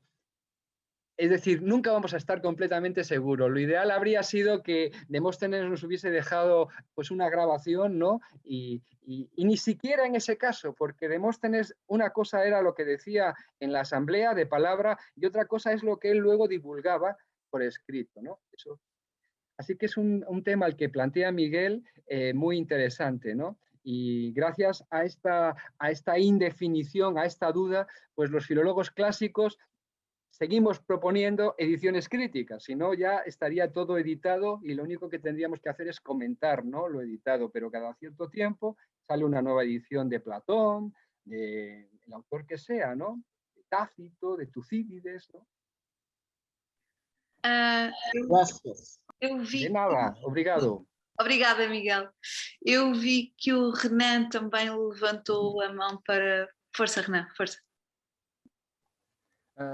Bem, talvez nem com uma gravação, já que Plutarco diz que Demóstenes não tinha uma dicção lá das melhores, né? Portanto, talvez até neste caso não surgissem dúvidas e portanto... mas, pronto. As minhas questões, claro, sem dúvida, primeiramente, né, agradecer muito, porque foi uma hora de digamos, um suco, né? Que nós percebemos que demorou muito para ser retirado, né? O produto de um trabalho intelectual e de uma vida dedicada a estas coisas que acho que a todos nós que aqui estamos nos agradam tanto. Mas, pronto, tinha dois pormenores mais de caráter metodológicos, já que também o tal bichinho da crítica textual também me picou, e agora também começo a tentar dar os meus primeiros passos, né? E a primeira seria, em relação à tabela das coincidências, que eu achei um critério muito interessante para se estabelecer com os papiros.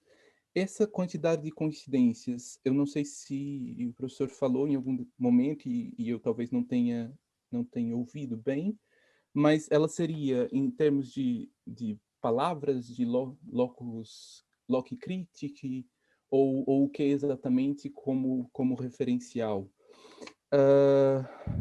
E achei muito interessante a possibilidade, né, a partir dessas conclusões, de se pensar da censura da oração terceira. Acho que há alguns exemplos outros que a gente tem da história, a própria brincadeira do Umberto Eco, né, que acho que também nos faz pensar, né, nessas possibilidades.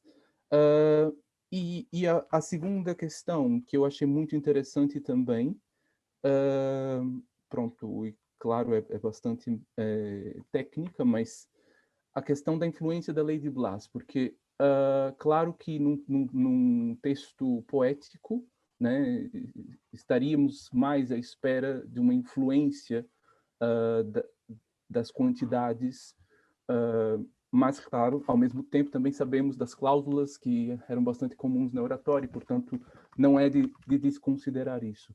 Mas até que ponto isso pode ser, e quando é que foi, critério para se estabelecer a edição, na medida em que também, na evolução da própria língua grega, o caráter das longas e breves perdeu a importância, de modo que isso pode ter influenciado os próprios copistas a fazer confusões, digamos, e o que não necessariamente nos dá tanta certeza daquilo, pronto, do resultado que a gente tem na tradição, nos testemunhos, em relação a...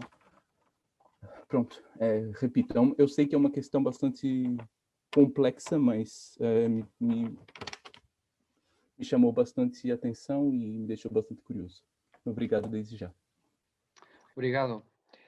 La coincidencia de los papiros, nosotros lo que hacemos es ver el aparato crítico cuando se produce en el aparato crítico variantes, ¿no? Por ejemplo, queda S, queda A, queda F, queda I.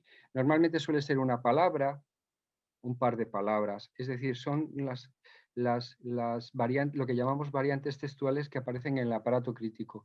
Normalmente son una palabra, pocas palabras, no son grandes textos en extensión. Y lo que hacíamos es en estos puntos donde un manuscrito da una palabra y otro manuscrito da otra palabra, queda el papiro. Queda el papiro, porque el papiro nos va a indicar cuál de esas dos palabras circulaba en el momento de la copia del papiro, siglo II, en fin. Y ha sido la sorpresa. Entonces, normalmente no se trata de textos, salvo esto que he comentado de la versión larga y la versión corta en la tercera filípica, normalmente son un par de palabras, lo que suele aparecer en un aparato crítico cuando el editor nos pone distintas lecturas, ¿no? En cuanto a la ley de Blas, bueno, es un tema, incluso yo lo he comentado con algunos colegas especialistas en fonética, saber hasta qué grado la vocal final breve se lidia ante otra vocal, por ejemplo, un caso como panta-anthropina, todo lo humano, panta-anthropina. Nosotros casi obligadamente cogemos y decimos pant y elidimos la alfa final ante la alfa de la palabra siguiente, ¿no? ¿Cómo lo hacían los griegos del siglo V o del siglo IV? ¿Realmente no pronunciaban esa vocal? ¿O la pronunciaban pero de una manera menos marcada que en otro caso donde no se produzca ese encuentro de vocales, ¿no? Es una cosa que está en discusión. Lo que sí que nos llama la atención y llamó a McDowell, que fue el primero que inició esta revisión, es que no podemos mecánicamente elidir siempre, como hacemos nosotros cuando aprendemos griegos. Pant, elisión, porque lo que llama la atención es que los manuscritos véteres, que son la gran referencia para conocer el texto, eliden o no eliden en los mismos pasajes en los que se puede elidir. O sea, donde cabe la posibilidad, pues son los mismos pasajes. Ahí han visto ustedes, pero bueno, tengo en el otro documento, si quieren, podemos poner más ejemplos donde se ve que es la coincidencia, es una coincidencia sistemática. Y lo que todavía llama más la atención es que encima el papiro también a veces coincide. Es decir, que papiros y dos manuscritos del siglo X, que son los principales testimonios, en este pasaje en concreto no escriben pant, sino panta, con la alfa, antrópina, por ejemplo. Todo lo humano, todas las cosas humanas. Entonces es llamativo. ¿Y McDowell fue el primero que hizo esto? No, nada de elidir sistemáticamente. Vamos a ver lo que dicen los testimonios manuscritos, si hay coincidencia entre los véteres, si hay coincidencia también en los papiros. Si eso nos cambia el cuadro que nosotros teníamos, la ley de Blas.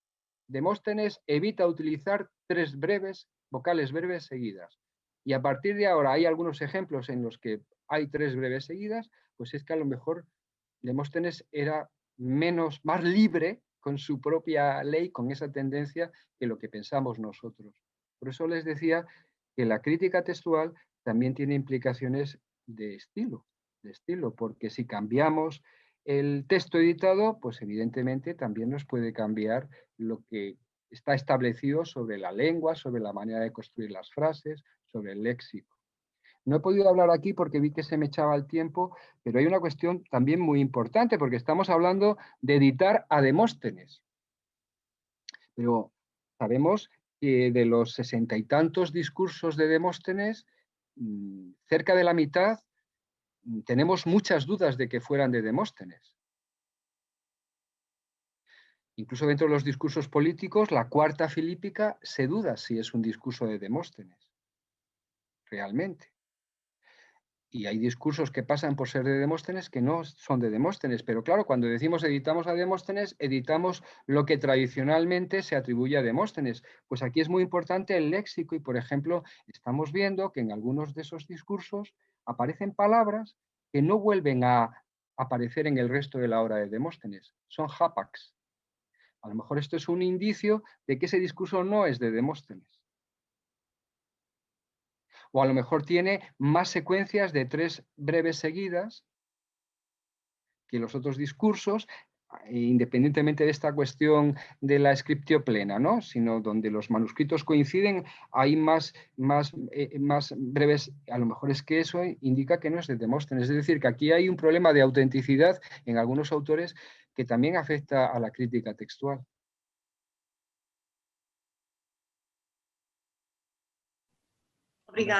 Obrigada.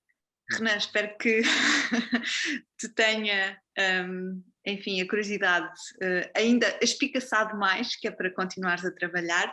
Tenho mais duas mãos levantadas, portanto eu agora passava a palavra ao Matias e depois ao Carlos Jesus, e ainda também tenho algumas mensagens no bate-papo que, se ainda houver tempo, também lerei, está bem?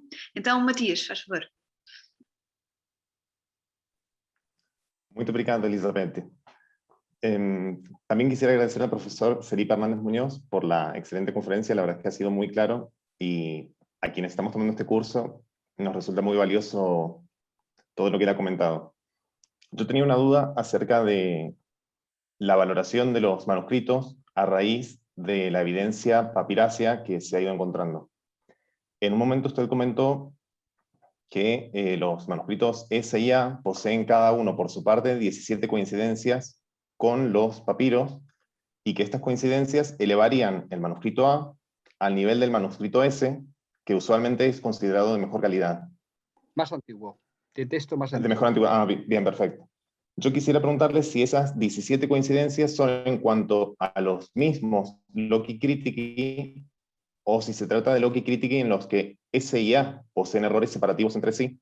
Y si se trata de los mismos loci critici, también quisiera agregar una segunda pregunta, que es si los papiros encontrados transmiten un texto uniforme, o si incluso en los papiros hay variantes entre sí. Es eso. Muchas gracias. Gracias a ti.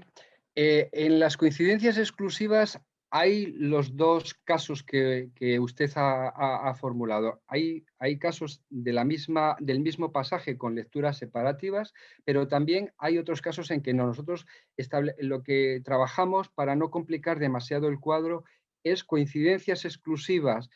Exclusivas quiere decir con solo él, de ese manuscrito con un papiro, ¿no? Y pensamos que de esta manera se aportan datos sobre esto que le comentaba al principio. ¿Qué texto es más antiguo? Y por lo tanto tiene más posibilidades de ser el texto original de Demóstenes. El texto de S, como se pensaba hasta hace poco, o el texto de A. Entonces, a nivel de coincidencias con papiros, parece que la cosa está bastante igualada. Incluso se decanta a favor de A en ese grupo de discursos que ya no son discursos ante la asamblea, sino ya son discursos políticos, pero ante el tribunal. Y efectivamente, tiene usted también razón en lo segundo.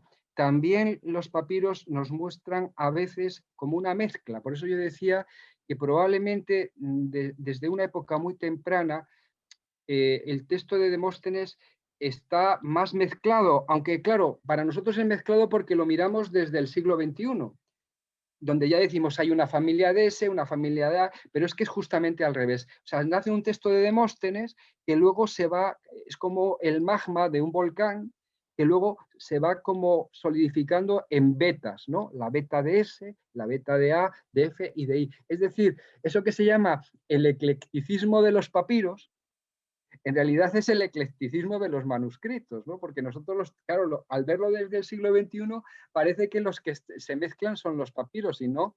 Los papiros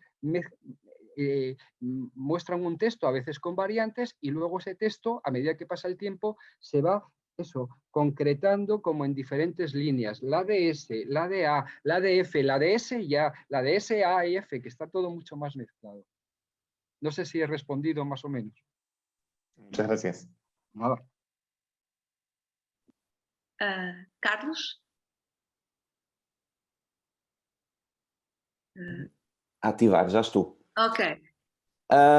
Pela primeira vez na minha vida vou falar com o professor Filipe em português, mas ele já demonstrou estar super proficiente em língua portuguesa. Portanto, vai ser inédito, mas penso que vai funcionar. Não fazia de facto sentido ser outra pessoa, por motivos nenhuns. Eu só me consigo recordar que tinha acabado de defender o meu doutoramento e estava sentado numa aula de licenciatura em que o professor Filipe estava a mostrar na altura, porque sou assim de velho já, com aqueles projetores, com os, como é que se chamava? Acetato, os acetatos, não é? E o professor Filipe ia escrevendo transparências. E o professor Filipe ia escrevendo por cima com as canetas especializadas para essas transparências, não é? E aquilo ia sendo projetado no quadro, ia ficando uma mistura de cores e tal. Pronto, e são assim dos melhores tempos que eu consigo lembrar da minha, chamemos-lhe final de juventude. E depois a própria conferência do professor Filipe demonstrou que de facto não devia ter sido outra pessoa, não é? Todo este curso, no fundo todo o laboratório ao qual esta sessão online com uma média de 37 participantes só pode significar que a investigação está a acontecer, e penso que isso é que é importante para todos. Todo este curso começou muito suportado também com o professor Filipe, e portanto Universidade Complutense e Departamento de Filologia Clássica da Universidade Complutense, desculpem esta seca, mas já todos percebemos que isto se vai alongar um bocadinho, não é? E se estamos aqui é porque continuamos a achar que vale a pena, só um bocadinho de paciência. E, portanto, quando dizemos Universidade Complutense, estamos na verdade a dizer Filipe Hernández Munhoz, não é? Porque é um pouco o que a Universidade Complutense significa de crítica textual para nós, não é? Portanto, muito obrigado, e a qualidade da conferência e a capacidade que teve, penso eu, mesmo à frente de uma turma que ainda não começou a ler os manuscritos de Demóstenes, não é? Estivemos a ler outros, se calhar estamos com uma abordagem um pouco mais paleográfica, mas não é? uma conferência muito direcionada e ao mesmo tempo também acessível a pessoas que eventualmente não estejam a fazer o curso, não é? Interessante para pessoas fora do curso, que sei que também estavam presentes. Gostava de recordar com muito carinho que o professor Filipe falou em algum momento da Marina. A Marina estava sentada nessas aulas. Eu era, digamos, o velhote lá sentado no meio deles com os seus 21 anos ou 19. Tenho algumas perguntas, como digo, pela primeira vez em português, e também relacionado com o que estamos a fazer, com a fase em que deixamos a minha turma, a turma C, não é? Que ficou mais naquele momento da discussão do sistema, da árvore, essa imagem gráfica, não é? Da transmissão textual, e também pelo que estamos a fazer com a Elizabeth, com o René e com a Sofia, em relação a outro texto, um texto mais tardio do século XII do João de Tzetzes. Estou muito interessado nos últimos dias e noites, na questão do sistema, professor. Não existe, acha prematuro apresentar um sistema na edição, ou existe e a sua apresentação gráfica não acrescentaria novidades? Por outras palavras, qual o lugar destes manuscritos, não é? Como os inéditos que os alunos vão ter nas mãos e diante dos olhos pela primeira vez, qual o valor desses manuscritos num eventual sistema graficamente representado? E esta é a única questão. Depois tenho uma informação que confirmei, entretanto, relacionado com outra coisa, que é um projeto que eu estou a levar com a Elizabeth das edições Aldinas. Isto é um não parar de coisas, não é? Confirma-se que em Portugal, tanto quanto sabemos, só temos a edição Aldina de 1504. Falou. Não temos nenhum exemplar.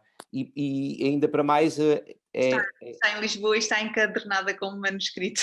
Exatamente. Portanto, temos 2 exemplares, um na Biblioteca Nacional, que tem encadernado o manuscrito, que foi a tese da Elizabeth, e outro numa coleção em condição ambígua de privada com utilidade pública, a coleção Pina Martins, não é? Temos 2 exemplares da edição de 1504 em bibliotecas portuguesas. Mas isto é só uma informação. A minha questão tem que ver com o sistema e muito, muito, muito obrigado. Não podia estar mais satisfeito e orgulhoso. Era isso. Bueno, Carlos para mí la verdad que es un amigo, ¿no? He tenido el privilegio de trabajar con él, también con Elizabeth, ¿no? Yo los considero colegas y amigos, ¿no? Pero yo creo que el orden sería primero amigos y luego colegas, ¿no? Y efectivamente el trabajo con los manuscritos es un trabajo duro, a veces un poco monótono, hay que tomárselo con calma.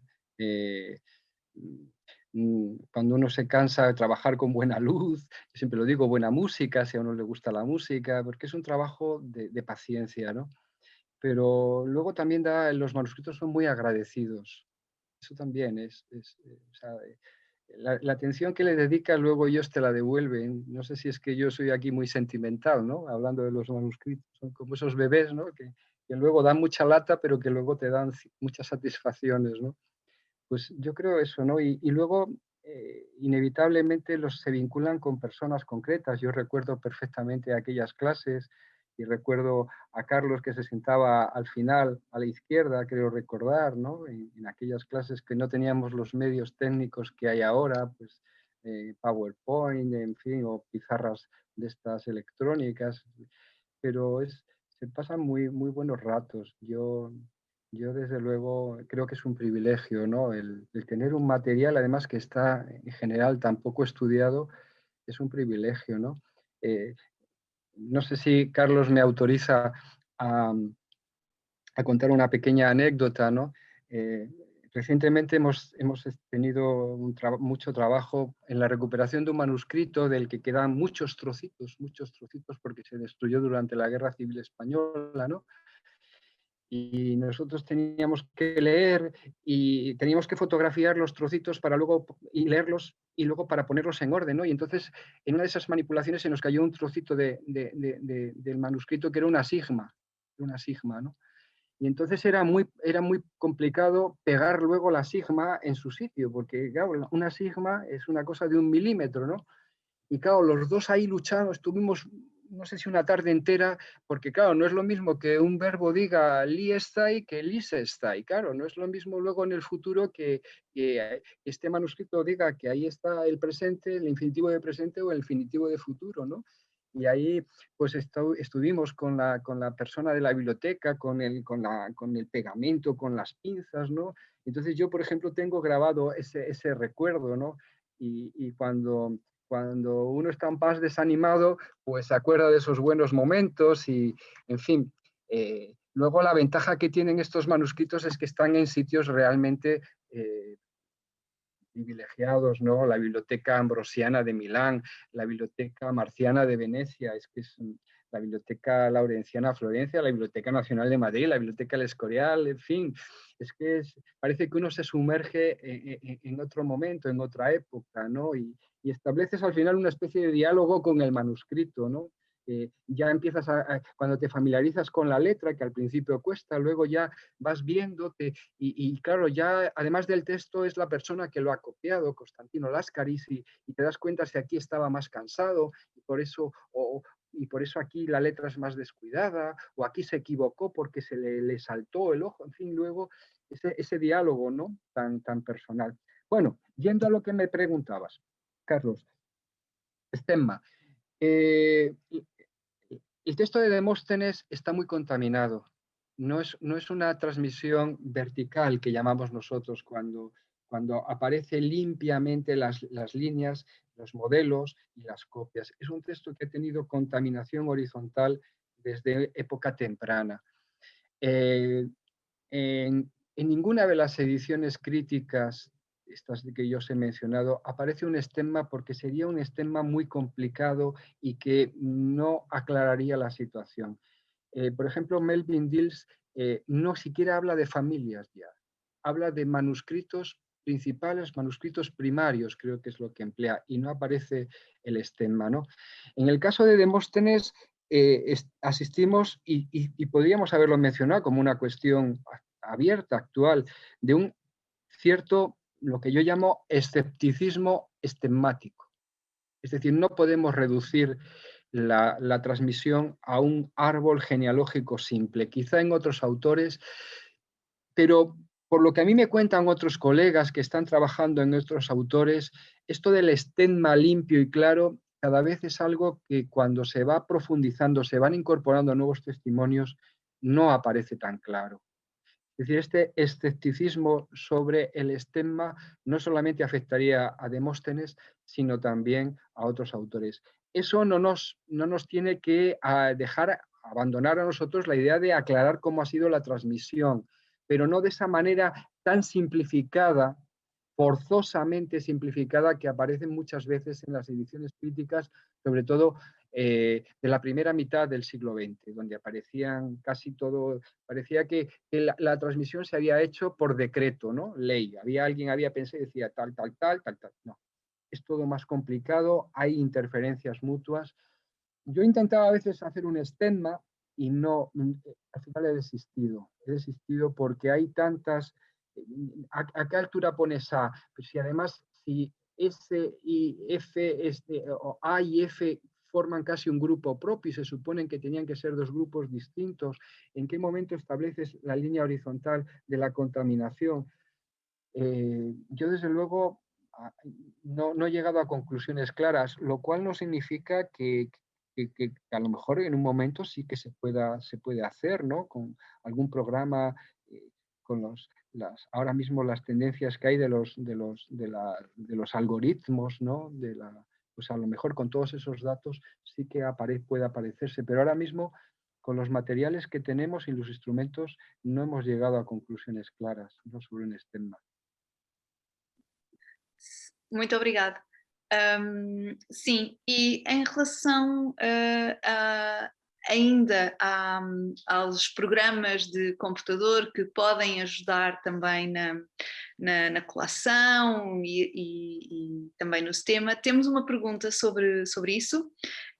E o Laureano pergunta se para as filípicas se recorreu a ferramentas computacionais para apoiar o processo de requêncio, designadamente a etapa de colatio, constitutio systematis, não, já sabemos que não, no estudo dos diversos testemunhos. Não, é tudo manual. Sí, sí, sí, la verdad es probablemente una perspectiva muy interesante la que se está abriendo, pues todo esto de los algoritmos que antes me refería, ¿no? Los metadata, yo, por lo que yo sé, todos estos programas pueden ayudar y de hecho ayudan, pero al final la decisión última la tiene que tomar el juicio crítico del filólogo. Ninguna máquina puede reemplazar el juicio crítico, la interpretación de los datos. La máquina, el programa te puede ordenar, te puede clasificar, pero tú eres el que tienes que meter los datos y tú eres el que tienes que orientar la búsqueda que te haga el programa, ¿no? Y yo, por ejemplo, no en Demóstenes, pero en otro autor, un rétor, Menandro, el rétor, no Menandro el cómico, el rétor, Eduardo Ares sí que empleó programas porque la transmisión era más clara. Ahí se partía solamente de un manuscrito principal que luego se copió y se bifurcó y entonces era más fácil. Pero aquí los intentos que hemos hecho, también debo reconocer que yo no soy un experto en estas cosas, ¿no? Sé lo que se está haciendo, pero no lo he aplicado. Quizá y pueda ser una línea que se pueda emprender ahora, ¿no? Alguien que tenga los conocimientos para estos datos que yo, por ejemplo, esa pequeña ficha que yo les he presentado con unos pasajes clave, pues a lo mejor eso se puede enriquecer con programas informáticos, ¿no? Que incorporen más datos y que los organicen mejor, ¿no? Así que es una cuestión que entraría dentro de los agenda, ¿no? Que ponía al final lo que se ha hecho y lo que está por hacer, ¿no? Pues lo que está por hacer es incorporar las nuevas tecnologías, ¿no? También al proceso de la colatio, de la requensio y de la colatio, pero al final la editio tiene que ser, como les decía, un acto soberano del editor donde pesan muchas consideraciones, ¿no? Y a veces algo tan poco cuantificable como es la intuición. La intuición. Es decir, alguien que en un pasaje dice, aquí Demóstenes tiene que decir esto, siente que lo debe decir porque está muy familiarizado, porque tiene esa empatía con el autor, ¿no? Y eso la máquina es complicado, ¿no? Que alguna vez lo consiga. O a lo mejor sí, para nuestra desgracia, porque nos van a dejar sin trabajo. No creo. Traducciones automáticas, colaciones automáticas, ediciones automáticas, al final los filólogos, ¿no?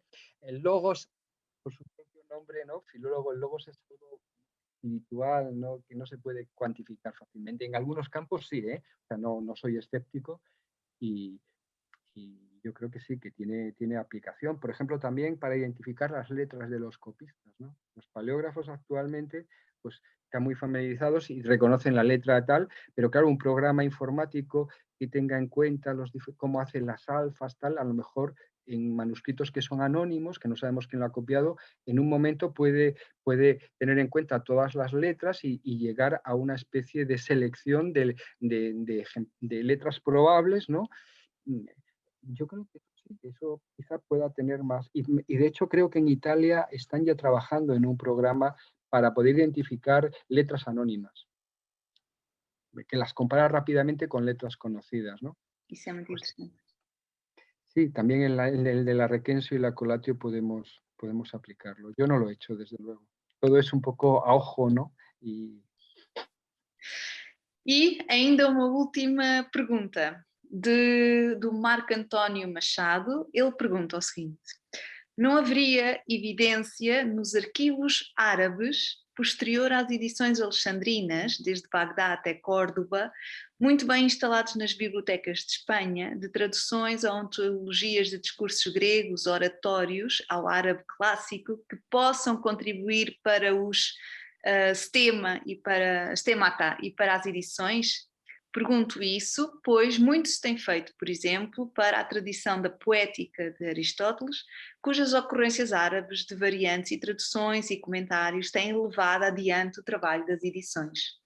Não sei, no entanto, o estado da arte da oratória grega em árabe medieval, ainda que muito foi traduzido como Homero e os Placita Philosophorum, etc. Sí, en efecto. El capítulo de las traducciones, al que yo me he referido al final de la clase, ¿no? Es un capítulo que también debe tenerse en cuenta para el futuro. Por lo que sabemos, Demóstenes no fue, por lo menos en España, no conservamos traducciones al árabe, lo cual no significa que no se hicieran, ¿no? No tenemos testimonios de que, por ejemplo, en centros donde la cultura árabe fue muy potente, por ejemplo, en Toledo, la Escuela de Traductores de Toledo, se dedicaran a la traducción de Demóstenes. Por lo menos yo no lo recuerdo. Desde luego, no hemos encontrado en las bibliotecas traducciones medievales o renacentistas árabes que pudieran hacer pues, los moriscos, ¿no? No las hemos encontrado. Probablemente tampoco era un autor muy políticamente correcto para la cultura islámica. Eso también hay que tenerlo en cuenta, ¿no? Pero es cierto que hay que tener, porque es un eslabón muy importante y que, por ejemplo, en el corpus médico, si está por ahí la profesora Elsa García Novo lo ha trabajado, ¿no? Estas traducciones de Hipócrates, donde no había esta, digamos, censura, por decirlo de alguna manera, sí que son muy importantes, ¿no? Y sabemos de los trabajos de la escuela, por ejemplo, de Bagdad, ¿no? Pero en el caso de los oradores, eso no significa que en algún archivo, que en alguna biblioteca pueda aparecer de repente aljamiado algún texto de Demóstenes o de algún orador, ¿no? Pero hasta ahora, de hecho, pues no aparece en ninguna edición, ¿no? Yo les presentaba la primera traducción manuscrita española, ¿no? Que es de 1606, que pudiera haber anteriormente alguna traducción árabe que no hayamos visto, pero sería raro. Puede ser, ¿eh? No es descartable. Es muy interesante también esto que se apunta. Pergunto se mais alguém gostaria de fazer alguma pergunta. Eu já fui também dando algumas respostas no bate-papo. Se alguém tem mais algum comentário a fazer. Matias continua com a mão, mas não é nada. É alguma coisa? Não, ok. Pronto, então eu acho que devemos bater uma salva de palmas para o professor. Sim. Também temos reações, também temos as palmas no Zoom. Bueno, a mí esto me da vergüenza, no fuera palmas. Lo que sí quiero transmitiros, sinceramente, nuevamente el agradecimiento de el poder compartir pues un autor que a mí siempre me ha gustado, una disciplina como es la crítica textual, poderlo compartir con amigos, con colegas, yo creo y entonces el agradecido realmente soy yo, ¿no? Así que nuevamente muchas gracias por haber contado conmigo y en la medida que yo pueda seros útiles, pues aquí, ¿no? Y es una manera de estrechar lazos entre España y Portugal, entre Universidad de Coimbra o universidad que sea, la Universidad Complutense, ¿no? Y bueno, es bueno que los filólogos clásicos estemos en contacto y sobre todo si somos tan afines como los portugueses, españoles, y he visto que también hay algún investigador de Latinoamérica, ¿no? O sea, que es muy Eu só posso agradecer, foi uma excelente conferência, como o Carlos disse tudo também, foi uma excelente conferência. Há uma outra questão, Carlos Jesus. O Miguel, o Miguel tem uma questão que é pessoalmente, qual o seu conselho, que conselho daria para um jovem que está a iniciar os estudos em crítica textual?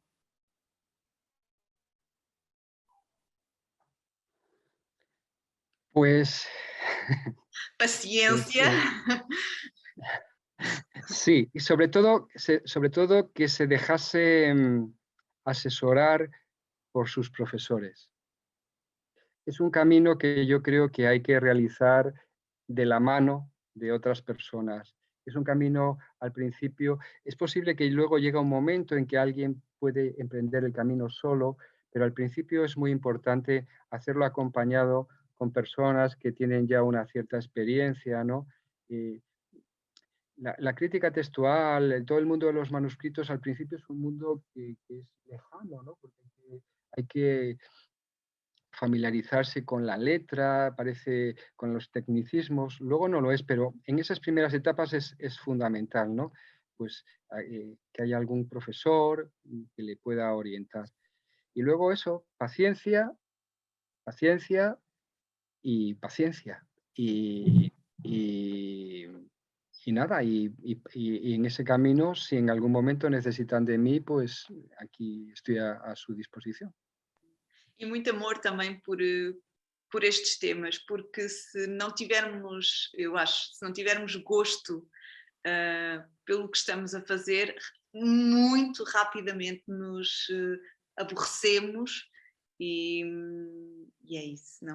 E não vamos concluir nada, porque ainda que muita literatura, falo da grega, possa ter sido transmitida em fragmentos e em excertos, há textos muito longos, não é?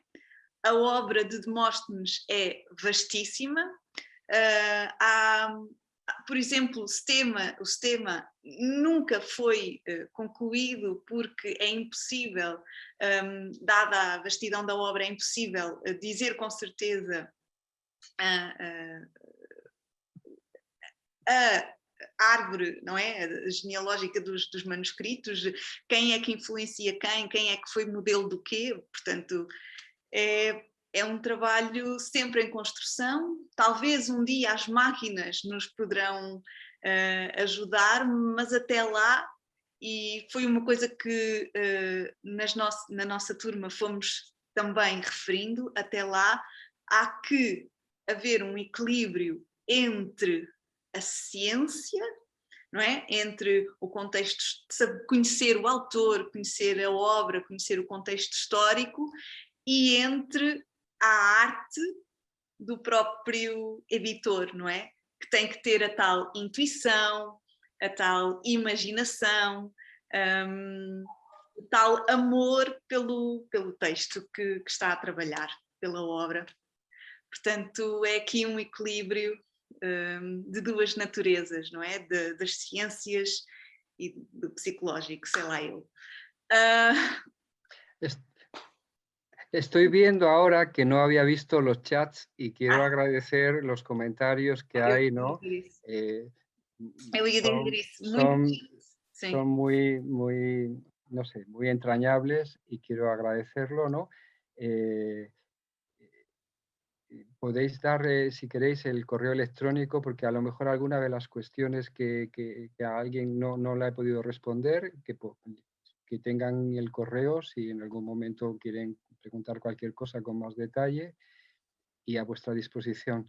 Y enhorabuena por la iniciativa y que la crítica textual de griega, pues también en Portugal ya arraigue y dé tan buenos frutos como ya los está dando con vosotros.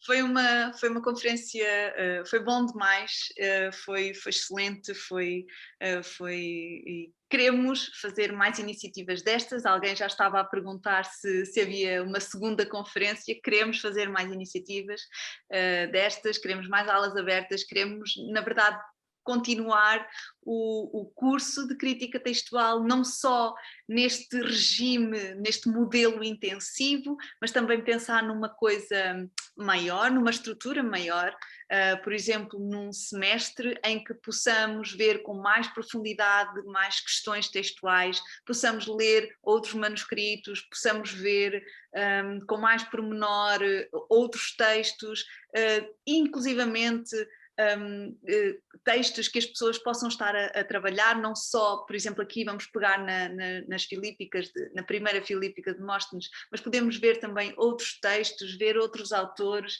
Eu acho que há potencial para crescer em dimensão, em quantidade, portanto, este é o embrião, não é? Queremos fazer crescer isto, e eu acho que esta parceria entre a Universidade de Coimbra, entre o professor Felipe representando a Complutense de Madrid, só pode dar bons frutos. E daqui para a frente eu acho que sim, que somos amigos, e se esta colaboração se mantiver, vai dar bons frutos com certeza. Obrigada, muito obrigada. E a todos que estiveram também, muito obrigada. Obrigada. Obrigado.